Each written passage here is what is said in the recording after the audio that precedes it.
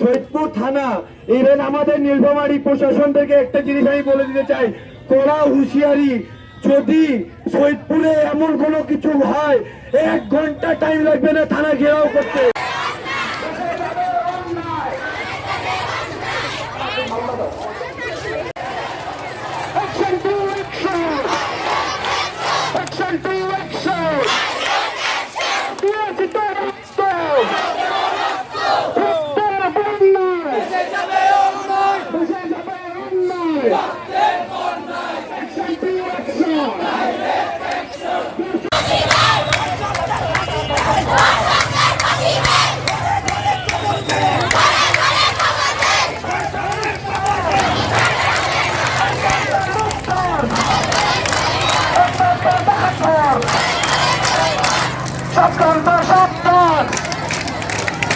সাবধান টু সাবধান, ধর্ষক সাবধান, সাবধান টু সাবধান, সাবধান টু সাবধান, action to action, action to action, দিয়েছি তো রক্ত, রক্তের বন্যায়,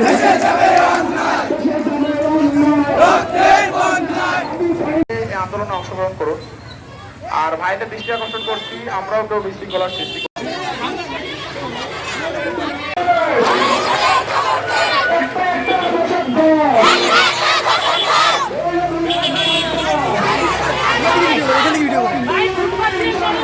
একটা ধর্ষক দল, একটা ধর্ষক দল, একটা ডাকাত দল, একটা লিডার।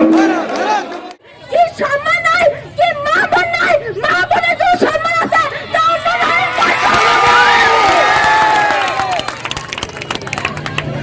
সবার সম্মান যদি সম্মানই হয় তা ধর্ষণ কেন?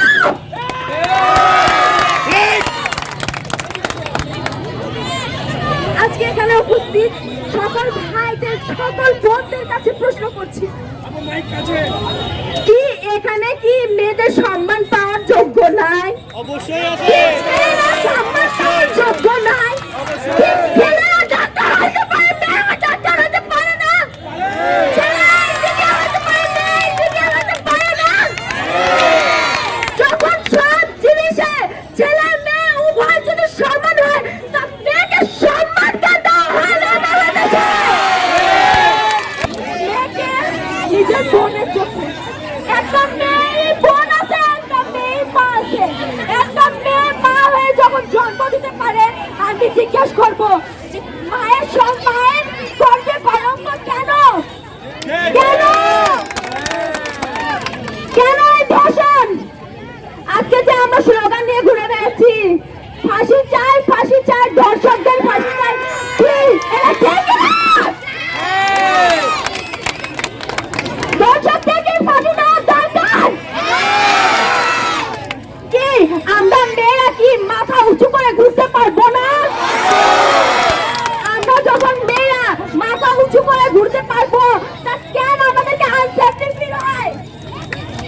কেন? আপনারা কি বলতে পারবেন? হ্যাঁ, এই এতগুলো মেয়ের ধর্ষককে আমি জিজ্ঞেস করি, আমি বলবো যে সাহস আছে, আয় সামনে আয়, সাহস আছে, করেন এতগুলো ছেলের মাধ্যমে তুমি সরাসরি সামনে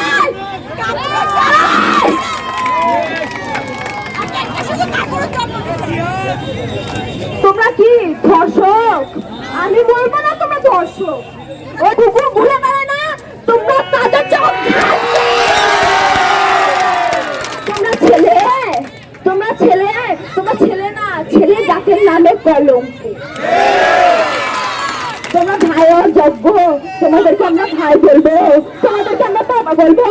তোমরা যখন ধর্ষণ করে একটা মেয়ের সম্মান রাখতে না পারো, তোমরা যে জাতের কি হয় না হয় এই টেনশনটা কি জন্য থাকে আমার বাবা মায়ের? আমি এটা উত্তর চাই।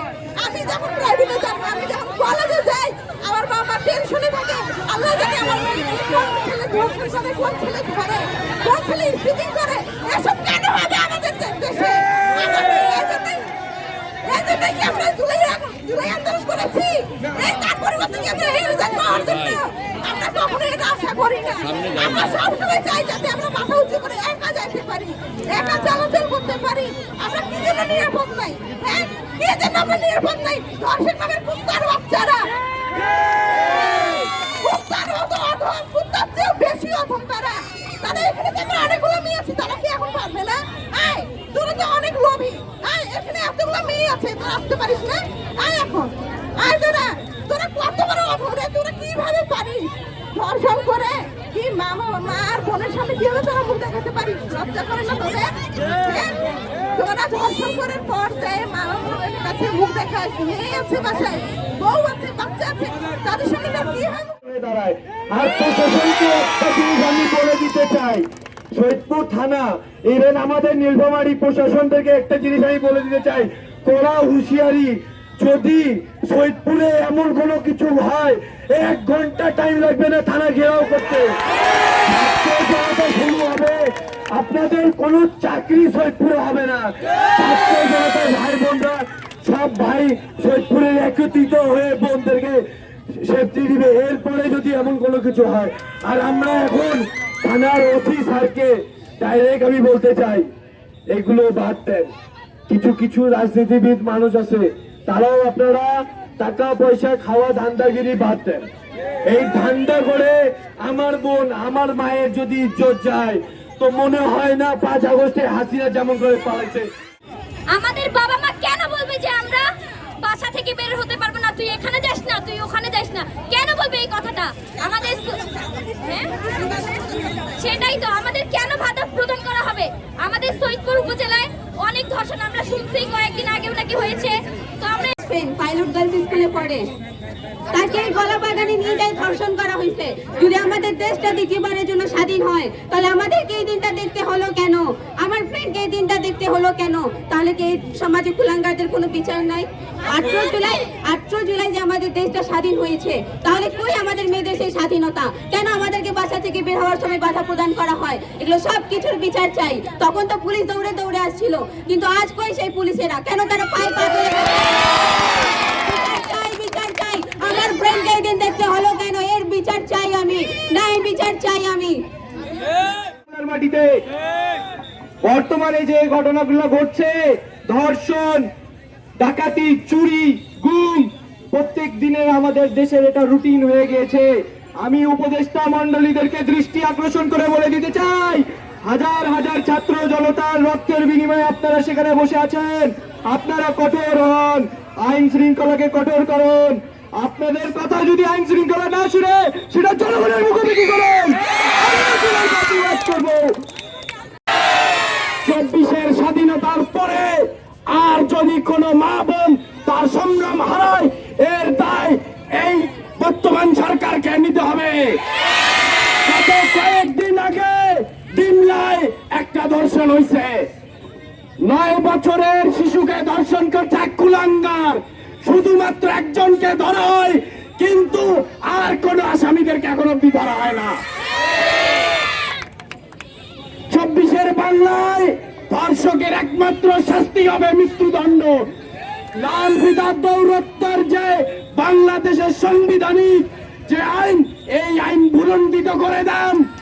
24-এর এই আন্দোলনে 5 আগস্টের পরে ওই সংবিধান আর চলবে না। বর্তমান ছাত্র জনতার সংবিধান চলবে এই বর্তমান 24-এর এই সোনার বাংলায়। স্পষ্ট ভাষায় বলে দিতে চাই, আমাদের সৈয়দপুর আমাদের, কারো চক্ষুরাঙ্গানি সৈয়দপুর নয়। দ্বিতীয়বার যখন স্বাধীনতা অর্জন করতে যাননি আমরা সবাই, সুতরাং মনে রাখবেন, সৈয়দপুরের বুকে যদি কোনো নারী নির্যাতনের ঘটনা ঘটে, ধর্ষণের ঘটনা ঘটে, তাহলে আবারও দেখবেন জুলাই নেমে আসবে এই সৈয়দপুরের বুকে। আমরা কি জিমায় গেছি ছাত্র সমাজ? আমরা কি জায়গায় আছি? সুতরাং ধর্ষকের মৃত্যুদণ্ড না হওয়া পর্যন্ত আমরা সবাই জাগ্রত থাকবো। জানো জানো রক্তের বন্যায় প্রশ্ন সংগ্রাম